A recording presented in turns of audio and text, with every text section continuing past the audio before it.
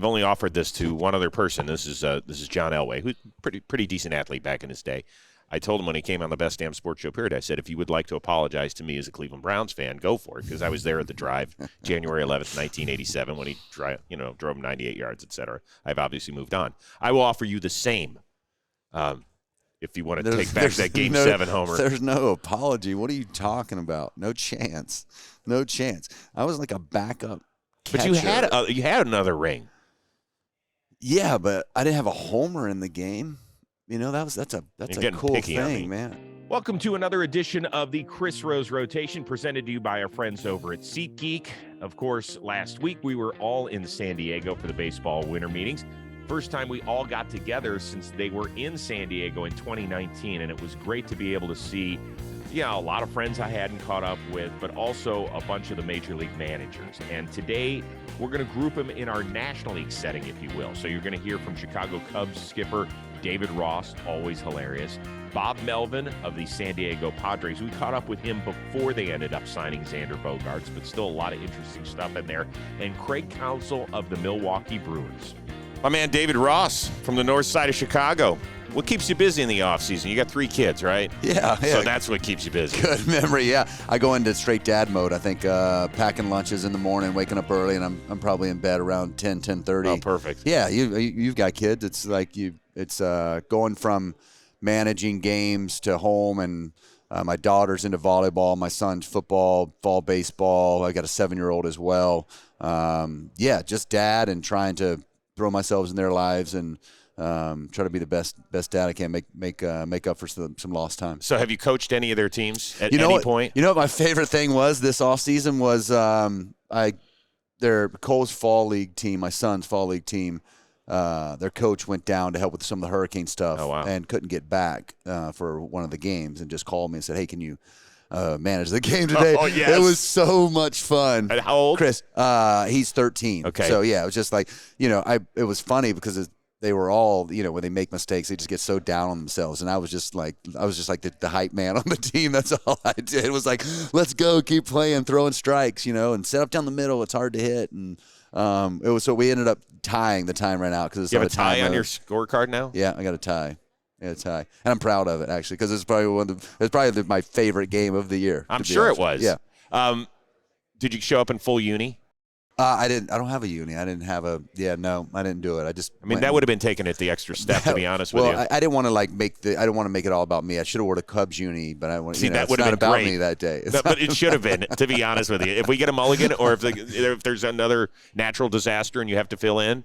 Please. I'll get some video of that. Please send head it to toe. to the Jomboy guys. That would be great. To me, I managed for years. Now, you've seen me throw baseball. I suck at it, right? I can't play worth shit. But I did love coaching my kids. To me, the pain in the ass were the parents. You always have to, if there are parents that are out here listening, don't be the reason your kid quits a sport.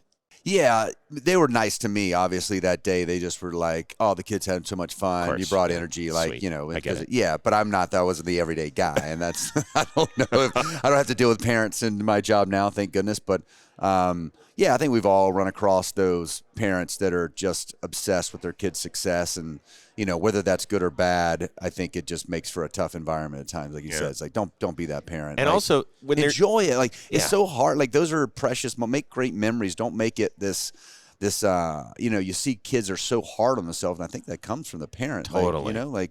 Relax. If your kid gets 4 hits in a Little League game, doesn't mean they're going to the show the next day. Right. So, easier said than done, I guess. I go to my daughter's competitive volleyball, and she's 15, and I go there, and I remember one game I almost yelled. They have the other team girls, line judges, and one ball she pointed out and was in, and I was fixing to jump up out of my chair and yell, and I was like, what are you doing? You're the manager of the Cubs. I'm looking around. Did anybody see that? Yeah, it was like the competitive juices do come out. They get in there every once in a while, but it's a little easier for me to relax in the baseball scene when my daughter's competing at volleyball in these travel tournaments, and it's back and forth, and it's such a fun sport. It's a fast-paced sport, and such a great sport. I get caught up in it every once in a while. Did you see the video of the volleyball player going over the table? I just was telling Jomboy, I told him I sent it to my daughter last night on social media. Yeah, the breakdown. I sent the whole thing. Well, his breakdowns are hilarious because that's what we started talking about. And I think you just black out when you start arguing with an umpire. But the stuff he had last night and the fact, like, her teammate, she dove for that ball over the table, and her teammate's running back smiling. It's like, holy cow, what did she just do? And then she comes back smiling. How he broke that down was pretty impressive. We had Brandon Hyde of the Orioles drop by earlier, and he said the first thing he said was, my son loves Jomboy, and when I got tossed from a game, Jimmy did a full breakdown on it, and everybody's sending it to me. Has he gotten you yet? Yeah, the one in Cincinnati, me and Chris Conroy got into it, and I definitely my phone was blowing up the next day with it back. And then it's fun kind of to watch because you black out. You don't know what you're actually saying. Hyder's a good friend of mine on our 2016 team, coach. And so walking through that and listening to it, I was telling him, we were going back and forth, me and Chris, and one time I said something, and Chris was like, no way. And I was like, yes way. And I was like, what am I, 5? And my one of my front office guys, our GM, Carter Hawkins, all the times, if I ever say no way, he's immediately back in my face with yes way because of that video. That's great. So it's an ongoing joke within our front office. Well, you caught for so long in the show, and, I have Austin Hedges, who's a regular on the Rose rotation, and he says, listen, there's a way to talk to umpires back there. You can't tell them they suck even when on days that they suck and stuff like that. So then when that changed and you became a manager, do all the rules change? Yeah, well, you just less control. I think there's an element when I manage that I want to support the player in their, kind of the dynamic of protecting my guys. That's where that instance came from in Cincinnati a little bit. But there's a way. Being back there, Austin's right. Like, being back there, you respect the heck out of umpires because you realize how hard it is, and the players have a really good eye, and there's borderline pitches and big moments, and you have those conversations. You can't have those anymore, but you do get constant feedback in the dugout when a guy's having a bad day. So you try to help them, try to clean it up, and maybe they don't recognize that, or maybe they just don't care that day. But they have good and bad days, just like players, and I think, I've managed enough games now that I know I make mistakes on days too, and it's all going to play out. But it's an emotional game and big moments, and, I've been tossed a couple times. It's one of those, like, you get tossed and why, but then as soon as you get in at least me, as soon as I get inside, usually I regret it. I wish I would have handled it a little bit differently, but, I'm an emotional guy. More of the Rose rotation coming your way, but first I want to tell you a little bit about CSG. We all know that over the last few years, it's become a booming business. Trading cards, they are back. And CSG is an expert at an impartial third-party authentication and grading service for sports cards. So after grading sports cards, they're encapsulated in archival, durable, and crystal clear CSG holders that protect and preserve. They're a lot like this one. In fact, you know who I've got in here? My newest Cleveland Guardian, Josh Bell. So I want to protect this with my life. Of course, every CSG certified sports card is backed by the CSG guarantee of authenticity and grade, which is the strongest in the entire industry. Collectors know that they can buy and sell with peace of mind when a card is in one of these, a CSG holder, because its authentication and condition are guaranteed. CSG consistently has the best turnaround times and pricing among leading third-party sports grading services as well. And right now, we want to save you some dough. Prices are 20% off for grading. Promo code gets you $15 off of yearly memberships, but this offer expires at the end of the month, which is also the end of the year, December 31st, 2022, if you're not familiar with the calendar system. So grade your sports cards with CSG. Get $15 off yearly memberships with the promo code ROSE at csgcards.com. Who was your favorite umpire to work with when you were behind the dish? Was there one guy you were like, oh, we're in good shape, this is going to be fun, we're going to have a great time? Yeah, I think, going back, Joe West got a bad rap, but he was one of my favorites because it's like. You're not the first guy who's told me that. Really? Yeah, I was in it's a funny story. Early on, I was a rookie in big league camp with the Dodgers in Vero Beach, going way back. But he had a game, and it was my first big league camp, and Paul Quantrill could put it wherever he wanted, and he threw one away. Thought I caught the corner. I was like, "Hey Joe, where's that at?" He's like, "That's outside." I was like, geez, like, that was almost middle. Next pitch, same spot, almost a little bit more. Joe, where's that at? He's like, what is this, 20 questions, son? Just catch the ball. So, like, you get those moments, and so you become favorites and stuff, and you have interactions. And I think Joe's one. I like a lot of the Vic Carapazzi is my first guy. He ejected me in Boston, and he's one of my favorites. Dustin Pedroia was a teammate there, and he was like, "You've never been tossed. You and Derek Jeter are the only two who's never been tossed out of a baseball game. I can't respect you until you get tossed out of a baseball game." So, like the end of I think it was end of 14. I finally get my first ejection from Vic, and I was like, it was on a check swing or something, and I just lost my stuff. And Pedroia was always like, you got to sign off. You got to sign off when you get tossed, because he learned it from Mikey Lowell. So, like, I think I told Vasquez, the Boston catcher now. I told Vasquez, I said, Vasquez, you're in, or something, as I walked off. Stupid, but just the stories that you've been able to accumulate over the baseball years that I've got to play has been fun. I love it. All right, so the Cubs of 2022 made a little bit of progress in the standings. There's these rumors out there that we're making a play not for just one of the big free agent shortstops, but maybe two of them and all that sort of stuff. Like, we can only play one shortstop at a time, right? I mean, and we got a shortstop. It's pretty good. Yeah, Nico's okay. Yeah, he plays all right. Good. For Cubs fans that are listening, where are we on this stuff? Yeah, we've met with a lot. I mean, we let a lot of players in general. I think, like, the pieces and how things are shaping out is all just, what players are going to accept what. There's a lot of teams in on a lot of guys, and the market's been really good for players, which is great. So you put your best foot forward and continue to, some stuff comes off the board. Trea Turner comes off the board. Jose Abreu comes off the board. Then you just kind of continue to move down the list or kind of reshape your thoughts on different things and see how things shape out. So we've talked to everybody. We've made a lot of offers to different players, and that's the job of the front office. I kind of don't get too deep into that, but those guys are working really hard. I see it. That's daily. A good shift, man. Way to push it. Yeah, you don't get too deep. Hey, man, I fill out the manager cards for 13-year-old teams. What are you getting on me for? Right. Jeez, Rose. Well, no, it's like I don't think I want that. I don't think I'd be a good negotiator. I tell players all the time, I'd give you everything I had. Right.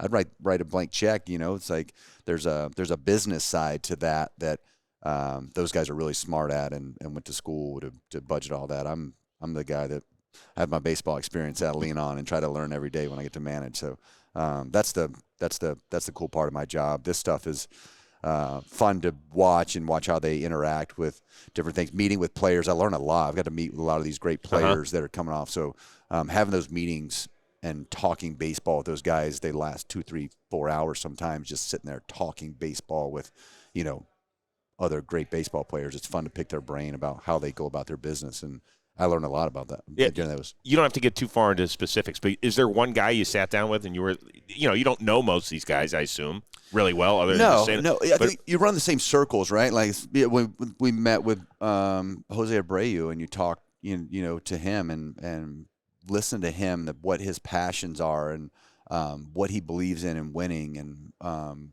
where he comes from, and hearing his background, and the story of him getting to the States and how everything goes down. And I don't know, he's just like, there's a connection there. He's really close with David Ortiz, and you have a common figure to talk about, and how he talks about hitting and different stuff. So, just those things are fun for me, man. Yeah. Just like in the off season, I'm dad, and I lock into that and check in the players from time to time, the coaching staff, and you've got staffing stuff that we do every once in a while, but you don't have real baseball conversations. I'm not in those, daily. So getting back connected with guys that are passionate about their craft is fun. For people that don't know, and we're close to wrapping up here, I appreciate your time. I could talk to you all day, but I know, this is good. I know. This is good. Believe me, it's pretty brainless. I'm not very smart. You know that part. People have no idea when you open your eyes for the day to start on, let's say you got a night game. You're immediately thinking about baseball from the minute you wake up? Yeah, from the manager's seat. That's what I'm saying. Yeah, it's way different, for sure. I don't think as a player, you just you're locking in with whatever you got in that morning, your family, whatever. Right now, it's like the manager's seat. There's a lot of nights that I sleep pretty well. When I got this job, it was the first time it's like, wow, I woke up thinking about players or things we need to do or things I need to do better. Like things that are on my brain, guys that might be struggling, ways to help guys, tough conversations I might have to have that day. Yeah, I would say that it's definitely on your plate. Your day revolves around how I'm going to come into the park and what the things I need to do, and you try to make a little bit of time for yourself in the morning of just getting up, reading articles, catching up, some homework on the team you might play that day if it's a new series, or you went to bed the night before thinking about, and there's just a laundry list of things. You got to talk to those trainers and the strength guys and the front. When do you have time to yourself?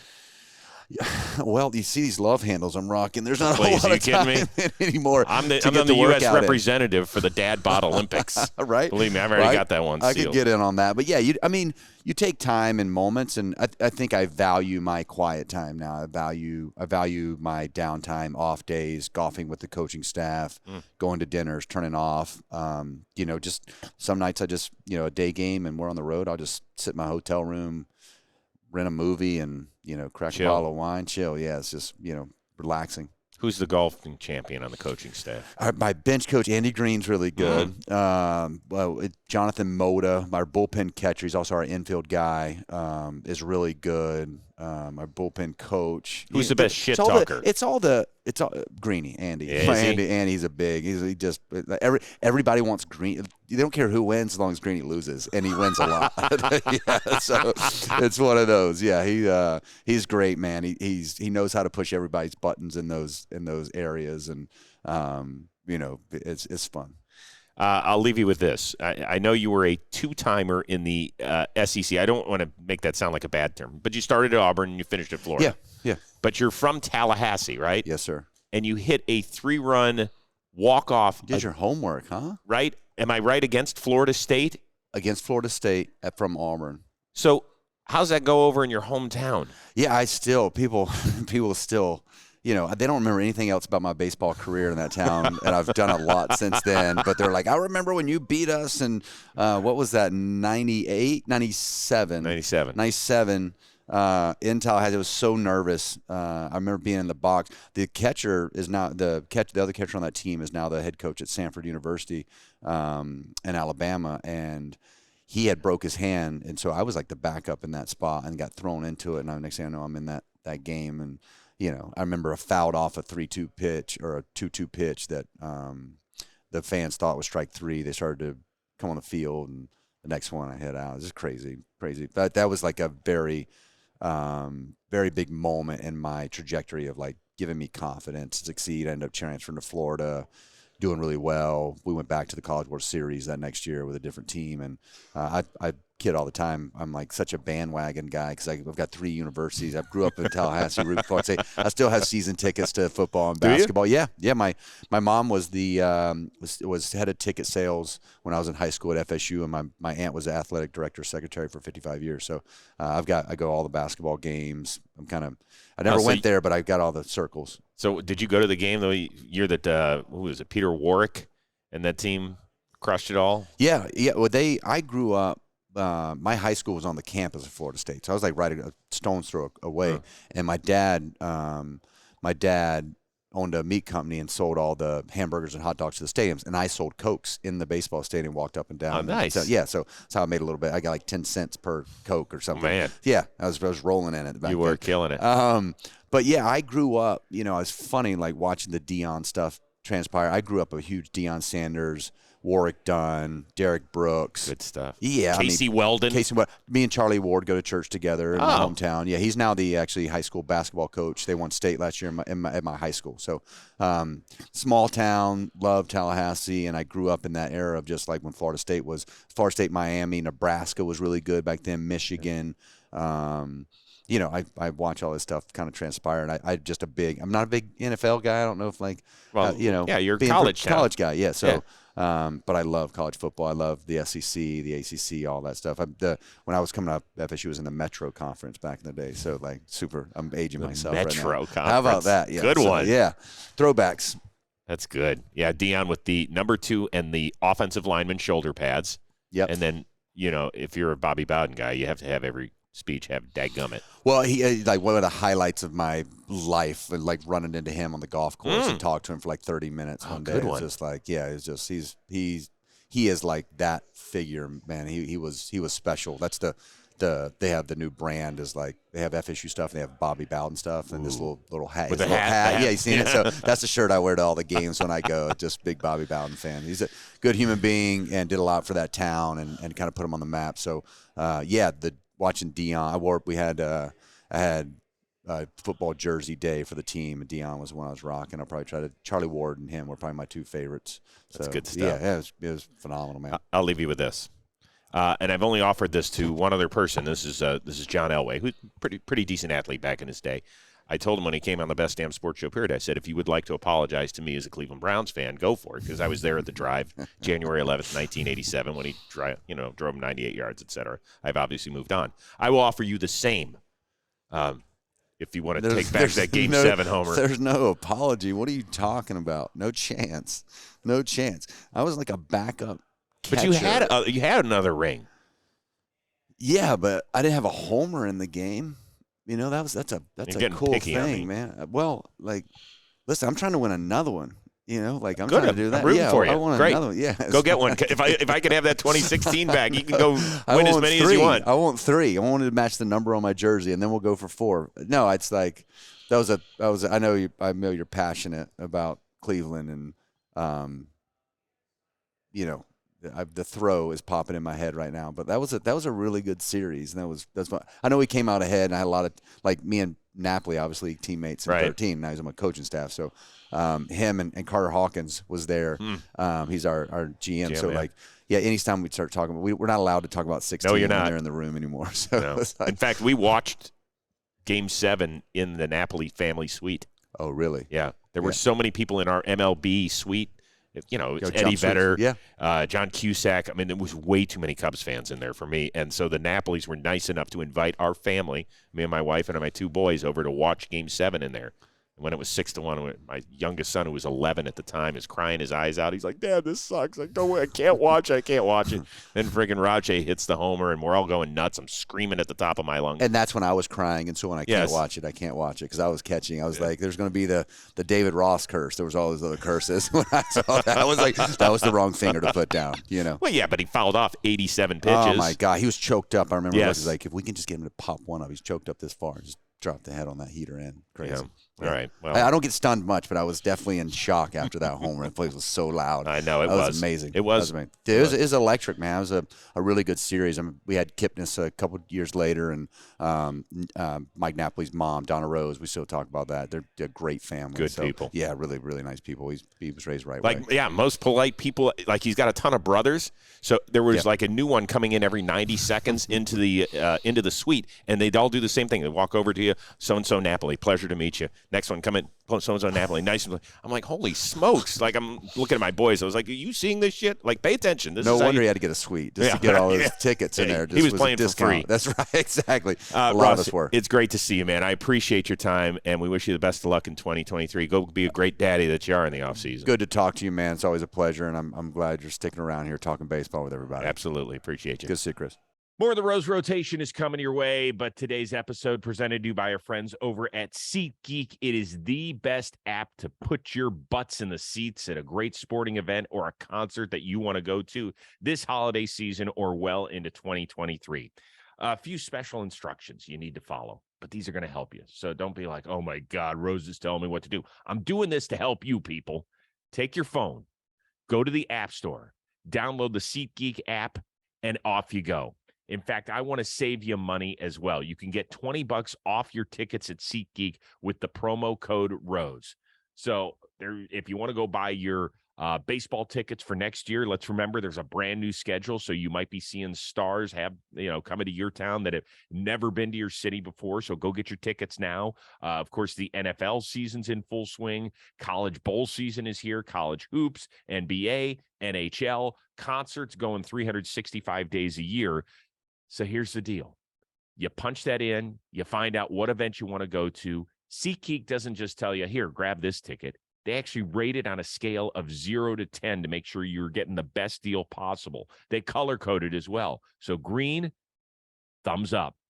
Red, thumbs down. You're not getting the best deal possible. I told you, I recently used this when the Cavs came out to take on the Clippers in Los Angeles. I purchased 4 great seats for my entire family here on the SeatGeek app. We got to the game. My oldest son, Josh, he said, dude, what'd you pay for these? I told him. He's like, really? For these seats? I was like, hell yeah.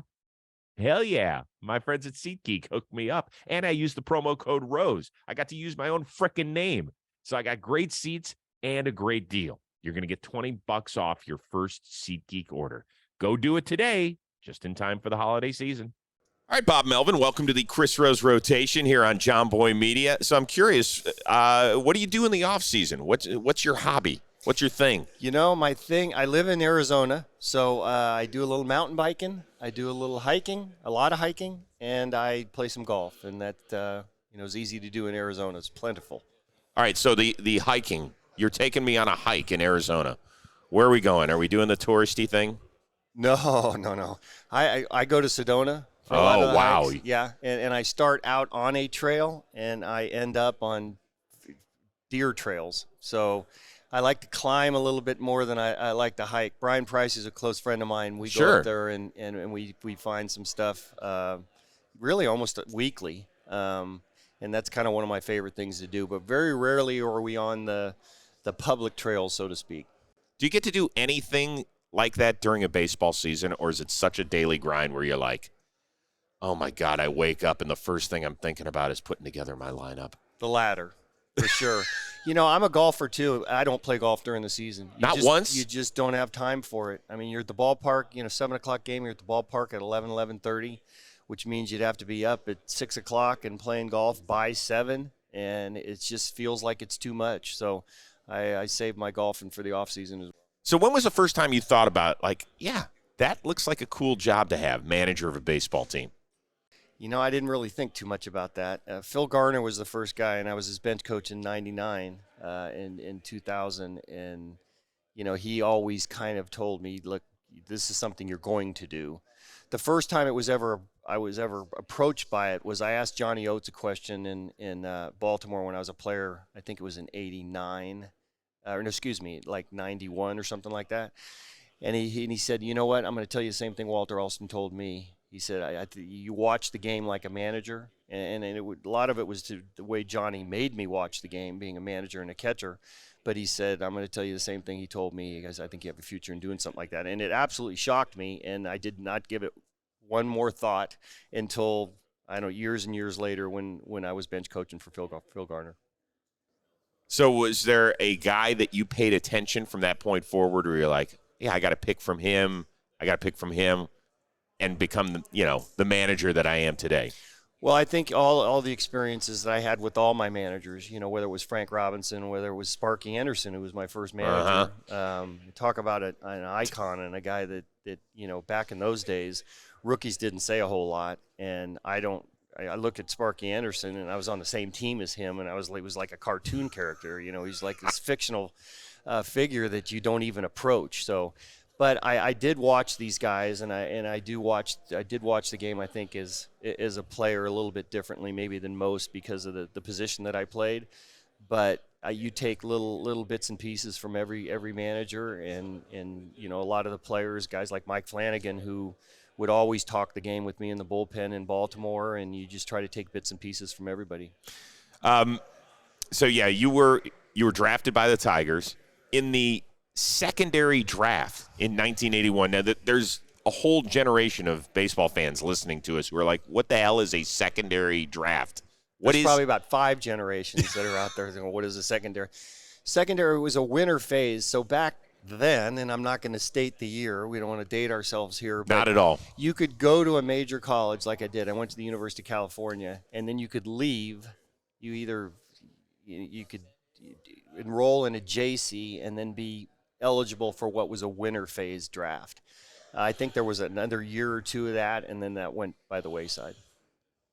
So you get, these days the drafts on MLB Network, it wasn't quite that way when you were getting drafted second overall in the secondary draft. No, and even when I was in high school, so I got drafted in the third round in high school by the Orioles, and I really did not even realize I was going to get drafted probably until like 2 or 3 weeks before the draft. And this is my senior year in high school. I asked my high school coach one time, I go, who are these guys? Well, there were more and more, scouts coming to games, and I'm going, who are these guys? He goes, those are major league scouts. Those are big league scouts that are watching the best personnel. I go, who are they here watching? He goes, you. and honest to God, it nowadays these kids in 7th and 8th grade before they're going to high school, they're aware of all these things and the spotlight on these guys and so forth. It was not that back then. It wasn't something I thought a whole lot about until a couple weeks before the draft when a lot of scouts are talking to me and my coach said, you know what, you might go pretty high in the draft. So do you get a call when you end up going second? What happens? Do they send a smoke signal? Do they send a telegram? What was it? No, I read it in the paper. Oh, and, yes. Yeah, and then newspaper, one of those things that you used to deliver at your door. Sure, that and all you used to open it Correct. up. Right, okay. Actually, I still do sometimes. But and then all of a sudden you get a call from the organization and the scout comes to your door and comes in and has a contract in his hand and talks to your family, and my family told him no. So then my high school year, senior year, and then went to Cal, and then I ended up leaving and going to getting drafted in the secondary phase. So when they tell him no, are you like, hold on, I'm like, no, exactly this sounds like that. Okay, exactly is that like what it went? Yeah, you mean I get to go play baseball and they're going to pay me, and you're saying no? Yeah, that was the conversation. Was it a one-way conversation? Very one-way. Okay. But it was the right thing to do. I wasn't ready at 17, and I was going to go to the Appalachian League in Bluefield somewhere, and my parents and my grandfather was important in my life, looked at me and goes, not going to happen now. Cal's giving you a scholarship, you're going to go there. Got it. Well, it ended up working out. So you get drafted by the Tigers. You come up in 1985, I believe. And so these are the defending World Series champions. Tell me about it. You've got Kirk Gibson. You mentioned Sparky Anderson as the manager. You've got Jack Morris. You've got Lance Parrish. You got Lou Whitaker. You got Chet Lemon. You got Alan Larry Trammell. Herndon. You got Alan Trammell. You got Lance Parrish behind the plate. You got Darrell Evans.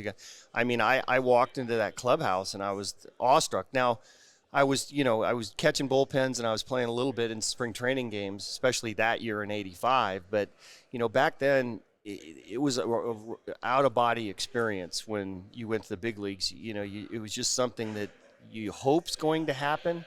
But I don't know that I had the type of confidence back then that some of these younger players do now when they get into pro ball and they expect to get to the big leagues. I was just happy to be there. Was there one moment that you can remember from those first few days or weeks where you're like, holy shit, I cannot believe this is happening? Reggie Jackson was hitting, and I felt like asking for his autograph because I grew up in the Bay Area and watched the Sure. Oakland teams, and he's at home plate and I'm catching, and it was just such a surreal experience. But, really from the first day that I got to play, I went to Seattle, and I was catching Walt Terrell, who was pitching that night, and I go into Sparky's office for the pitcher-catcher meeting, and my absolute idol was Johnny Bench. And so I go in there, and back then CBS Radio was doing the game that day, and Johnny Bench was doing the game, and he was sitting in Sparky Anderson's office. And I remember them going over the scouting report, and I did not retain anything. I was just looking at Johnny Bench. And after it was all over, Johnny goes, make sure you go down there and warm the pitcher up, before the game so you get to know him. I said, absolutely, sir. And so there were a lot of those type of moments in my first year in the big leagues. That's pretty cool. I love it. These days, you're leading a great young team, the San Diego Padres. You guys made it all the way to Game 5 of the NLCS. I am curious because, afterward you had to come out and defend your decision to not put Josh Hader in the game. And it made sense. A lot of people understood it, but still it's something you have to live with. Do you regret it at all now? We're 2 months past this thing. Do you wake up and you say, God, did I make the right move? Did I not? How do you deal with that as a manager? Well, now I get to go on the results, so I would have had you pitch at that point in time. Not a great move. So, but no, we knew going into that game and going into that inning how we had it set up to play, and Josh was going to come in for 4 like he did in the last game in L.A. before we went home and clinched against the Dodgers. And Robert Suarez has been absolutely fantastic for us, and that's where it was going to play out. And when it doesn't work, obviously you have to answer questions about it, but that's the way we were going to play it. And everybody, from myself, the pitching coach, to the guys in the bullpen, knew how that thing was going to play out. Well, so we talk a lot about successes and failures on this show and how you deal with it. So when things don't work out the way that you had hoped, as a manager, when you're only judged on wins and losses and results like that and not necessarily the process, how do you deal with that? How do you internalize it? I don't worry too much about how it's looked from afar. I worry about how our guys feel and that it didn't work out, and I'm very accountable. And everything that goes wrong on the baseball field, I feel in my stomach. I mean, I'm managing these guys. Whether if it's a guy that doesn't run hard down to first base, I feel it. So everything you feel accountable for, and when you're that close to potentially going to the World Series, it feels terrible, and it takes a while to get over. But you have to move on, and you realize that the process that you had, you have to be consistent with. Awesome. Okay. Your team made some news. You guys were after Trea Turner. I don't think there was any big surprise about that. They came out and that offered him a substantial amount of money, ended up signing with the Phillies. So if that was going to happen, everybody goes, well, you have a pretty good shortstop that's going to come back off of his suspension. How is that going to work out? Well, we got a couple good ones, actually. Right, you sure do, and Kim's great. Fantastic last year, too. So I think it was more about just trying to increase the talent that you have, and you're talking about a premier player. So, you get the guys that you have, and then you try to work it out the best you can. And we have some versatile guys. Fernando can be versatile, and actually Trea could be a versatile player, too. So you're just trying to get the best actual players you have, and then you deal with that later. So with Tatis, have you talked to him at all lately? You know what I do? I leave my guys alone usually till about the 1st of January after a season. But I send him my hiking videos because he likes to hike, and he's so I'll send him stuff like that. But my conversations with him before he was about to potentially return during the season, he made it easy on me. He said, "Look, obviously I want to play shortstop, and I am a shortstop. But whatever I can do to help the team win, that's what I'm ready to do." It was an uncomfortable situation when he got suspended. I think we were all, as baseball fans, I mean, he is a top 3 watch just in terms of excitement and what he brings to the team. When you heard, we're not going to have him, did you almost double over? I didn't double over, but I felt it in a lot of different places. Right. One including my stomach. But I felt bad for him too at the time. He's going to have to deal with that, and had to. That's a difficult situation. I've had players before that had to go through the same thing, Ramon Laureano and Bartolo Colon, and so it's an uncomfortable situation. But hopefully, and I think he'll learn from it, and he'll be better for it. But it's hard to go through because you have to come in and talk to your teammates and explain stuff to them, and as tough as it is to deal with. Whatever social media and so forth and what everybody thinks about you, I think the hardest conversations are with your teammates. And so how do you handle that? Do you act as an intermediary? Do you bring him in and say, hey, listen, what do you plan on doing? Or do you just let grown men be grown men and deal with it? Well, he wanted to come talk to the guys. So, I was probably going to suggest it, but he came to me before and said, I want to talk to these guys here at some point, and, go ahead and have at it. I wasn't even in there for it. I let it just be a players type thing. So, again, he made it easy on me where I didn't have to go to him and say, hey, look, I think you need to do this. What is the biggest difference in the job from day one when you started to we're approaching the 2023 season? We'd be here for a while. So, I mean, just dealing with, from above. I mean, you when I first started, it was Pat Gillick, and he put the team together, and he said, what do you like? What don't you like? Go get them. And now there's a little bit more that goes on during the course of the day, whether it's lineups, whether it's player composition, whether it's, a lot of things. So dealing with players are a lot different now. Back then it's just this is what you're going to do. Now there seems like there's a little bit more of an explanation, and agents get involved and all sorts of things. So it's completely different, and obviously you have to make some adjustments, because if you don't, I probably still wouldn't be sitting here. You've been doing these meetings for quite a while now. Who is the best manager to sit down, have a beer with, and listen to their story time? Well, the three that come to mind for me, because I've been around them a long time and managed against them a long time, would be Terry Francona, Bruce Bochy, and Dusty Baker. Have some pretty good stories. I mean, Dusty can keep you there forever, and laughing and smiling and crying, and your mouth's open and closed. And I knew Dusty as a player. His first year coaching, when I was with the Giants, and it was his first year coaching. So we have quite the long history. And then Bochy and I obviously managed against each other in the Bay, and Tito, actually, we played college ball against each other. I was at Cal and he was at Arizona. Right. We had, in 1980, we were in the World Series in the semifinal game against each other. So all of us have quite a few stories and are very comfortable around each other, and those are icons of the game. By the way, Tito plays that whole, I wasn't a very good player. He was the Golden Spikes Award winner that year in 1980. Don't let him joke. That guy, he could rake back in the day. We were ahead 8-2. Whoever won our game, everybody thought we're playing Hawaii the next day for the championship. Whoever won our game between Arizona and Cal was probably going to win that next game, and Arizona did. And we were ahead, I think it was 8-2, and the bases loaded, 2 out, and I think it was like the 6th. And he bloops one over the third baseman's head and clears the bases, and floodgates open. They end up beating us by a run. But yeah, he'll play coy as far as how good he was. He was really good. I got to tell you, and I know a lot of our viewers and our listeners have heard me do the Bochy, but I got to give you my Bochy impression. You ready? Here we go. Well, I'm excited to be here in Texas. We're in Texas, right? Pablo's going to play third, and he don't play for us. All right. We'll put Seager. He's good. He's a good player. What do you think? Scale of 1 to 10. You've worked on that a little bit. Yeah. Yeah, that's about as good as I've heard, to tell you the truth. Have you done that in front of him? So I did it one time. I covered Giants spring training a few years ago, and we did it. We did a little skit at the beginning of the show. We were doing like the 30 for 30 back when I used to work at MLB Network. That's another story. And he drops in between us, and he interrupts it. He puts his big old mitts on my shoulder. He's like, hey, what are you doing? And I was like, you have to do it in front of him. That's tough. Like, it's one thing to do it here in front of when he's not here. When you do the voice in front of him, he said, well, that's the best one I heard.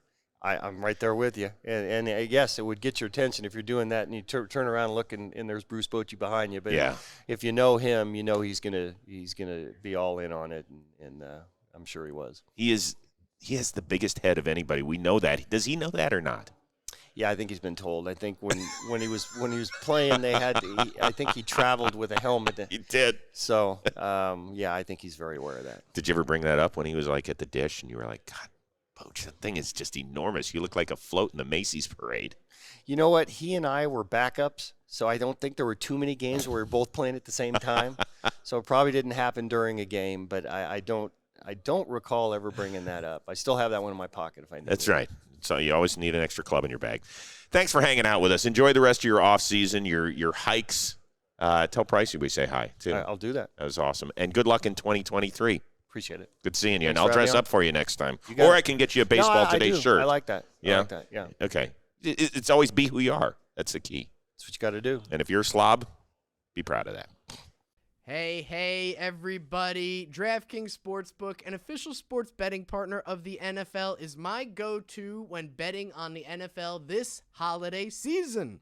Right now, new customers can bet just $5 on any NFL team to win their game and get $150 in free bets if they do. Check this out. Right now, everyone can earn up to 100% boost with DraftKings stepped-up same-game parlays. Let me repeat that. 100% boost with DraftKings stepped-up same-game parlays. You don't want to miss out on this. Go to the DraftKings Sportsbook app now, place a same-game parlay, and combine multiple bets like which team will win, player props, point totals, and more. And the more legs you add, the bigger the boost, the bigger the boost, the bigger the shot you have to win. It's that simple. Download the DraftKings Sportsbook app now and use promo code ROSE and place a $5 bet on any NFL team to win their game and get $150 in free bets if they do. Only at DraftKings Sportsbook with promo code ROSE. Minimum age and eligibility restrictions apply. See show notes for details. Now back to the show.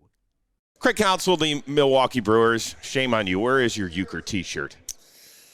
Well, it took a lot of heat yesterday, so I had. What does that mean? Well, it took a lot of heat from me yesterday. Oh, from heat. I mean? Oh, so you couldn't have done the thing that we used to do in college, where you just air it out, just put it over the shower pole, and you're good. No, I'm not good with that anymore. Come on, man. I'm getting old. No, we're both in our 50s. This is how we right. You're 50, aren't you? Yeah, I am 52. Yeah. Oh, 52. You got me beat. Yeah, I do. By 1 year. All right. Probably half. Yeah, you feel good about yourself today. Not really. No? No, I feel like crap every day, especially after another back surgery. Oh. See, you skinny guys, you have no problem with this. You know, those of us that are tractor trailing like an extra 35, it's just horrible. You look the same as when you played. I'd like to refer myself to as a skinny fat guy. That's kind of what I think. Nice. I think the last time we chatted, you were telling me that in the offseason you were coaching your daughter's basketball team. Yeah, she's in 8th grade now, so actually excited to get back. We had a practice Thursday and a big tournament. There's 2 big tournaments next 2 weekends, so excited to get back. So they brought for you back for another year. I got an extension, yeah. I got a little extension. But we've scheduled some difficult teams this year, so I'm not sure I'm not sure how long it's gonna last. What are we doing? Like, what's our offense? What are we running these days? Everybody shooting We got threes? we like to do with some of the stuff Gonzaga does. It's like called pick and roll continuity. So they're pretty good at it, and do a little horns action, some pistol action. So it's fun stuff. Girls are. I love coaching basketball. It's a ton of fun, and it's a great time to spend with your kids when everybody works really hard. So it's fun and it's a blast. And I'm sad. I'm probably gonna get fired at the end of the year, to be honest with you. I know we're joking, but it sounds like you're really taking this shit seriously. I love it. I really do. Do we have championships? I mean, the way basketball works now, it's just you go, club tournaments sports, and you play stuff, tournaments and stuff. So we do, but it's just a weekend tournament, but they're fun. And like I said, it's a great way to spend time with your kids. Do you show up in full uni, like Brewers uni? No, I have a hard time doing. I have a hard time. No, I don't. No Brewer uni. That would be very bad. Where's your college football team playing? The Gator Bowl? Is that what we're doing? What are we doing? Where are we? I like to claim the schools that my sons are attending because one of them is doing far better, and that's Michigan. So I claim different schools. You now. can't. When you went to Notre Dame, you cannot claim Michigan. But I have a son that's going to go to school there, so I feel like now I'm paying tuition, so I can kind of claim Believe me, I was an out-of-state Michigan Michigan student for a little while, too. I know that's a big deal, brother. That thing shows up. You're like, holy smokes. You go up into the owner's suite, and you're like, you know what? I got a kid at Michigan now, out of state. Did you have you been to a game at the Big House ever? I did. I went to the Michigan State game, the night game. Oh, geez. I tell you what, it was a thrill walking into that stadium for the first time. Crazy. And it was amazing, and it gives you chills walking into 110,000 people. Yeah. Incredible. So I did. I went there for 1 year, but I started in the summer before. So this is what they do with all the dumb borderline kids that they want to bring in. I heard about this program, actually. Yeah. I heard about this. Okay, so I did this, and we broke into the stadium one day during the summer when they weren't doing anything in there, and we threw remember the aerobie that they used to have? It was the Frisbee that was a hole in the middle, so you could throw it like 100 yards. Yeah. And you're playing on the turf, and I was like, God, it was like the highlight of my athletic college career right there, was playing aerobie at the Big House. Yeah, why not? What else do we do in the off season?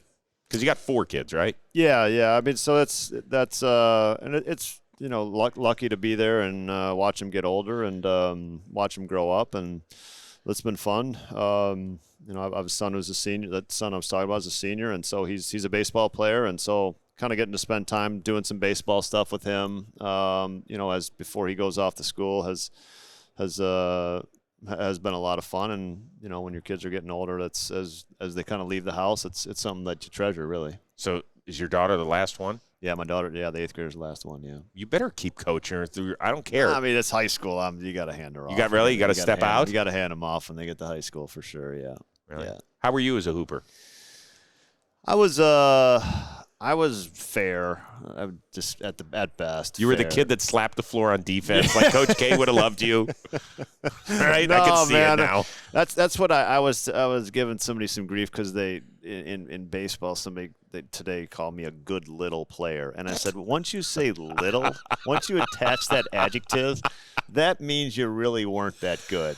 You know what I mean? That means you really didn't think I was any good. You know?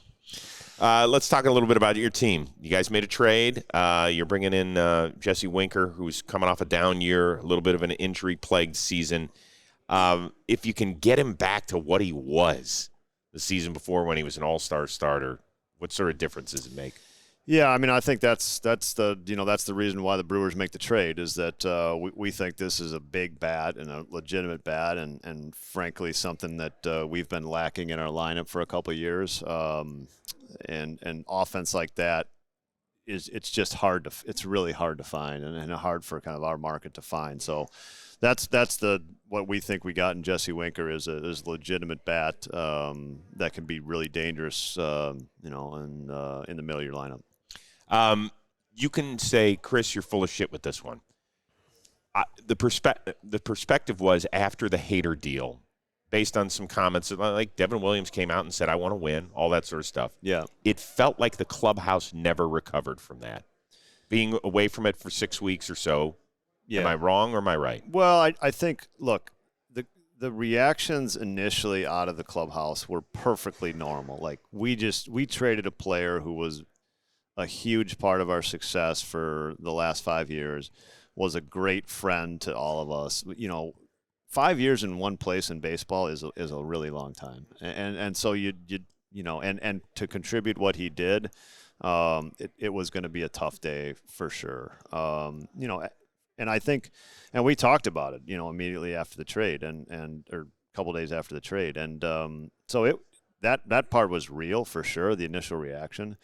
But then we also talked about at some point we've got to be good enough to move on. And I mean that's your job as a professional baseball player, Major League Baseball player. And we just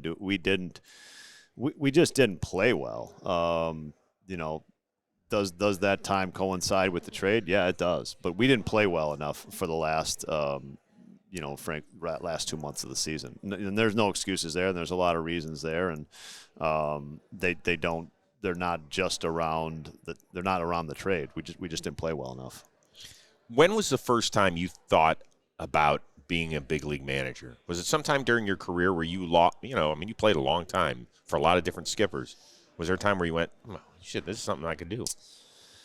Yeah, I mean, I think when you're done playing, you're kind of like taking a deep breath and I wanted to step away from the uniform part of the game and try to get my own schedule. I didn't do a very good job of that, actually, because I jumped back into a job in the front office that required a lot of work. But I think, frankly, when I was in the front office, I very much missed the adrenaline of winning and losing and kind of the emotion of the game. And that's what really kind of drove me to want to do this. I don't know if I had plans to do it initially. I really didn't. Retiring, I didn't. I thought, man, maybe it's a possibility, but I didn't really want to do it. And then I just realized how much I missed the going together with a group of guys and trying to accomplish something. And then the adrenaline that goes along daily with winning and losing and competition, I missed it. And so that kind of drove me back into it as much as anything. See, I've asked a lot of managers that question. At some point they say maybe it was a manager at the time or a coach or even a player who said, man, you can do this. There wasn't a time where somebody said that? No, I mean, maybe. I always thought I could do it, frankly. Mm-hmm. I don't want to, that's just how I felt. I think it is a huge life commitment to be a major league manager, and I think when you played in the big leagues for a while and you got decisions to make around your life that, you got to decide, do you want to jump in? I'm glad I did, and it's been a fun ride. It's been a crazy ride. It's been a difficult ride, but there are that joy from the job and the thrill of the winning and losing with your guys is still tough. You can't get that anywhere else. Are you proud of the fact that I believe that you are tied? Oh God, who is it now? I did my research and I forgot. With somebody in the National League for longest tenured manager in the NL. Yeah, I mean it's been longer. When you say this is season number 9 coming up, that's hard for me to believe. You kind of think, where did the years go? And and then you forget a player that played for you, which I did the other day. No, you didn't. We got one of our coaches, I forgot. My Quentin Berry, who coaches first base for us. I had the worst moment with Quentin Berry earlier this season. And Quentin's been with us with me for 2 years now, and I forgot that he played for me. That's bad. I mean, that's terrible, right? Really? Yeah. That's impressive. I made me lose my job for that. That is a senior moment. That is a senior moment. Congratulations, that is a dude. senior moment. Do you have to tell your doctor? That happens when you're 52, not 51. So are you kidding me? I mean, I've only got 2 kids, and I mess those names up all the time. I mean, but I forgot one of our coaches played for me. That's bad. He's going to hold that over your head for a while. Yeah, he is. There's no question about it. Yeah. Finally, with the Brewers, I said going into this year that you guys had made so much progress. It was the first time that you had even gone back-to-back years in making the playoffs, right? And then you go on that 4-year run where you make it. And I was like, boy, but they're no longer the cute little story. Like, how do they get to that next level? How is it that you guys do that? Because Milwaukee's a great town, but at some point they're going to say, hey, okay, we've seen that trick. Now show us something new. Do you know what I'm saying? Yeah, and so I always take that as like that's a success right there, because that means we really raised expectations. And you're saying, all right, get to the playoffs is not enough, Milwaukee. You got to do better. Mm-hmm. That's the whole goal when you start this thing, right, is to get to that place. The playoffs are a tricky thing. It's like, can you build a team that's like good for the playoffs? Does that hurt you? Does that matter how you build the team in the regular season? So I think it's a fair question. And the other thing is, like, look, we're a little confusing at times. I understand that, like the way we do things, and I get it. But we play in a market that has. That's how we have to operate, yeah. and I think we can debate that and whether we should do that or not, but that's how we're operating and need to operate. And so when we are confusing, I think we've proven that still put some pretty darn good teams on the field. We do need to get to the next place. Mm-hmm. I'm with you there. But I think the way to do that is keep giving yourself shots at this thing. Do you ever go to Packers games?